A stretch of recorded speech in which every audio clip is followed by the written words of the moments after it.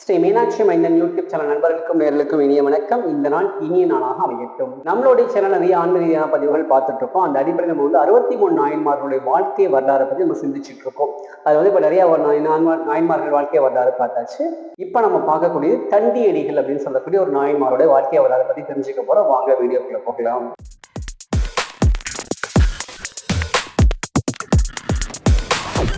அஞ்சுமுகம் தோன்றில் ஆறுமுகம் தோன்றும் மெச்சவன் நெஞ்சில் வேல் தோன்றும் நெஞ்சில் உருகான் நினைக்க இருகானும் தோன்றும் முருகாசனம் கந்தாசனம் ஓதுவோர் முன் வெற்றிவேல் முருகனுக்கு ரோஹரா திருச்சிற்றம்பலம் தெல்லையம்பலம். இந்த தண்டியடிகள் யாரு அப்படின்னு திருவாரூர்ல பிறந்தவங்க அந்த தண்டியடிகள். இவருக்கு இயற்கையா இவர் பிறக்கும் போது இவருக்கு தாய் தகப்பன் கிடையாது. இவங்க அவங்களுடைய அத்தையோட அரவணைப்பாக அவர் வளர்ந்துட்டு இருக்காரு.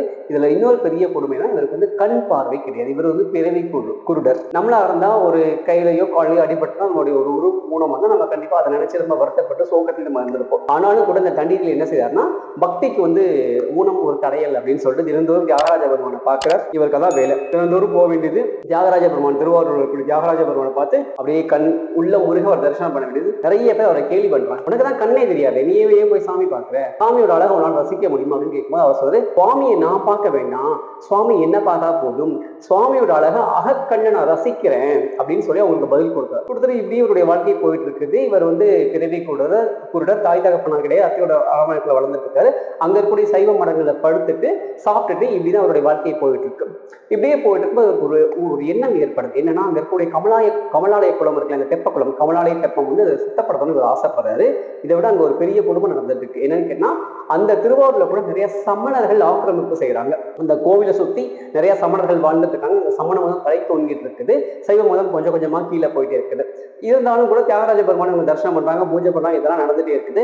அந்த சமணர்கள் ஆக்கிரமிப்பு பண்ணனால அந்த கமலாலய குளம், அந்த தெப்பக்குளம் ரொம்ப மோசமா தூர்ந்து போய் செடிகள் கொடிகள்லாம் படர்ந்து பாசமாகி அது பயன்படுத்தவே முடியாத அளவுக்கு மோசமான நிலைமைக்கு போயிடுது. இவர் தினந்தோறும் தியாகராஜ பெருமானை பார்க்கிறா. இவர் மனசுக்குள்ள ஒரு எண்ணம் ஏற்படுது, எப்படியாவது தியாகராஜ பெருமானுக்கு சொந்தமான இந்த கமலாலய குளத்தை நம்ம புனரமைப்பு செஞ்சு கொடுக்கணும் அப்படின்னு முடிவு பண்ணும்போது நல்லா இருக்கவங்களாலே நம்ம செய்ய முடியாது. அது கொஞ்சம் ஆழமான தெப்பக்குளம், நல்ல பெரிய தெப்பக்குளம், நல்லா இருக்கணும், நம்மளாலே செய்ய முடியாது. இவரோ பிறவி குருடர்.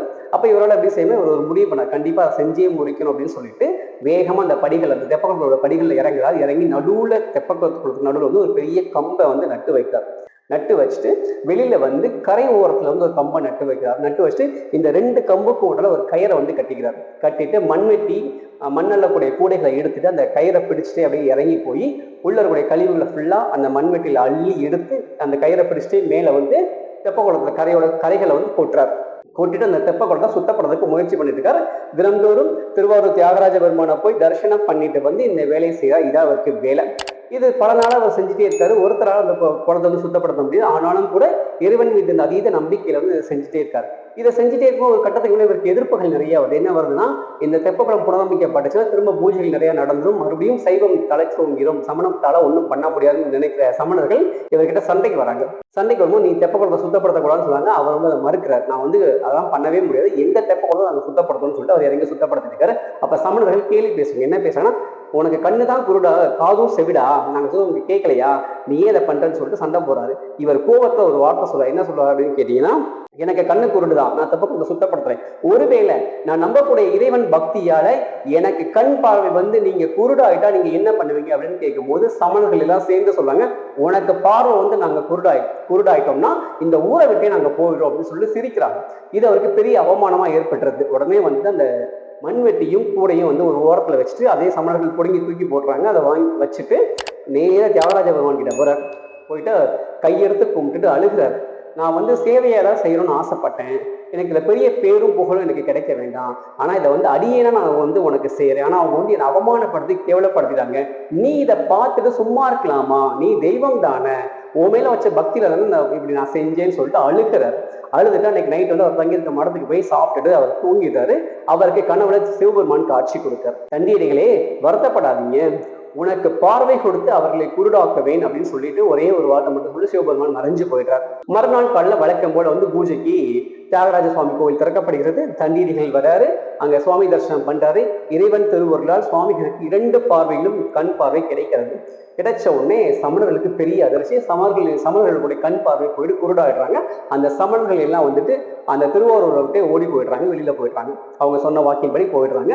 அதற்கப்புறமாக தண்டியடிகள் அந்த ஊர் மக்களை எல்லாம் கூப்பிட்டு அந்த திருவாரூர் கமலாலய தெப்ப குளத்தை வந்து சுத்தப்படுத்தி அங்க நிறைய உற்சவங்கள்லாம் நடத்து கடைசி வரைக்கும் திருவாரூர் தியாகராஜ பெருமானுக்கு நிறைய சிவசேவைகள் செஞ்சு செஞ்சு செஞ்சு கடைசி இறுதியில வந்து 90 வயசுல வந்து அவர் வந்து சிவபாதத்தை அடைஞ்சினாரு. இதுதான் தண்டியடிகளுடைய வாழ்க்கை வரலாறு. இது நமக்கு உணர்த்தக்கூடிய மிகப்பெரிய தத்துவம் என்ன அப்படின்னா, ஊனம் ஒரு தடையல்ல. அது எதுக்காக இருந்தாலும் சரி, பக்திக்கு மட்டும் கிடையாது. பக்திக்கோ வெற்றிக்கோ சாதனைக்கோ படிப்புக்கோ ஊனம் வந்து ஒரு தடையே இல்லை. அது ஒரு காரணமாக சொல்லி நம்ம முடங்கி போயிடக்கூடாது.